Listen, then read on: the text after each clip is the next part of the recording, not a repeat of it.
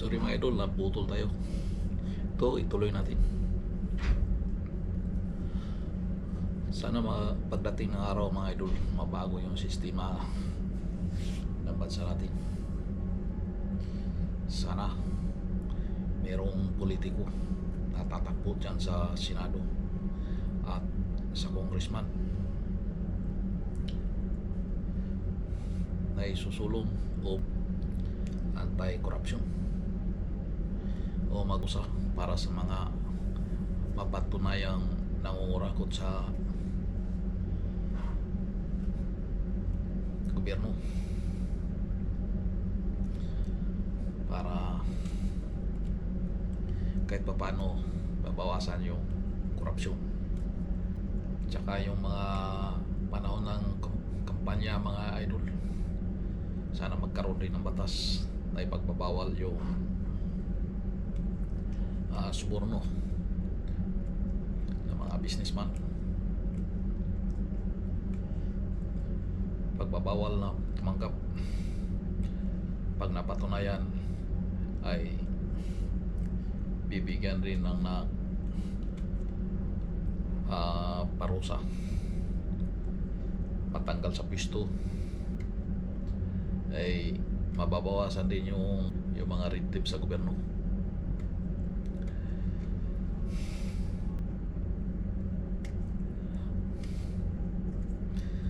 Kung sa UK mga idol, kami mga seaman, pag nagbigay lang kami ng sigarilyo, nag-alok kami ng sigarilyo sa pilot, bigay kami, pwede kaming huliin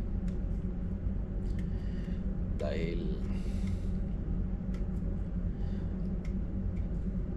bawal yun sa kanila dun. Mayroon silang batas sa mga red tape na yan. Ang daming gustong pumasok sa gobyerno mga idol, pero yung habol nila yung pera ng taong bayan. Unang-una talaga mga idol yung korupsyon, yun ang nagpapahirap sa mga bansa. Habang nandyan yung kurakot, mahirap ang bansa.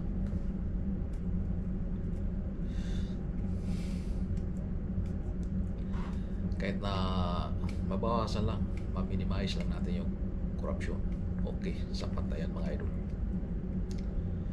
Hindi natin eliminate yung corruption, talagang nandyan yan. Sana uunlad na yung bansa natin mga idol. Maghanap tayo ng mga matitino, mga politiko, yung pwede nating mapagkatiwalaan. Kasi politika mga idol, talagang laro kasi ng demonyo yung politika mga idol. Habang nagtitibay na batas pati sa anti-red tape, corruption, hindi mababago, hindi uunlad yung bayan natin. Sana yung mga politiko mag-iwan kayo ng bakas bago kayo mag-retire. Kung hindi nyo na pasa-pasa, ngayon ipasa nyo na bago kayo lalabas dyan. Pero pag magkaroon tayo ng batas, unti-unti nating mawawala yan mga idol. Kami mga idol sa seaman, pag nakabiyahe kami ng Pilipinas, masaklap man sabihin pero talagang masakit ng katotohanan, lalo pag mayroon kang kasamang puti, mga dayuhan. Okay lang kapag puro tayo mga Pinoy, walang problema.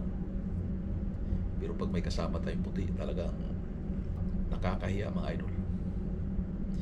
Garapalan yung dito sa Japan o sa ibang bansa, wala kang makikita mga ganyan.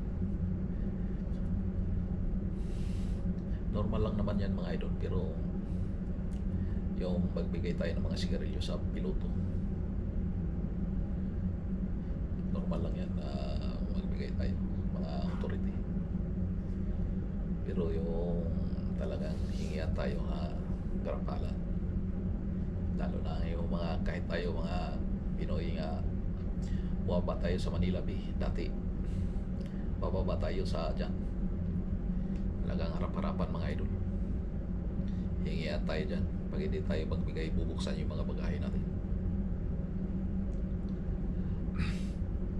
Sana wag na ibabalik yung mga ganyan. Tsaka yung mga laglag bala na yan mga idol, wag na babalik.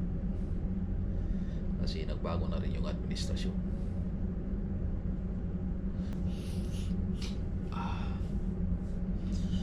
Sana mananalo yung mga karapat-dapat mga idol. Iboboto natin mga idol. May the good men, woman win. Hanggang dito lang muna mga idol. At good luck para sa halalan. Ito'y malapit na. Thank you very much.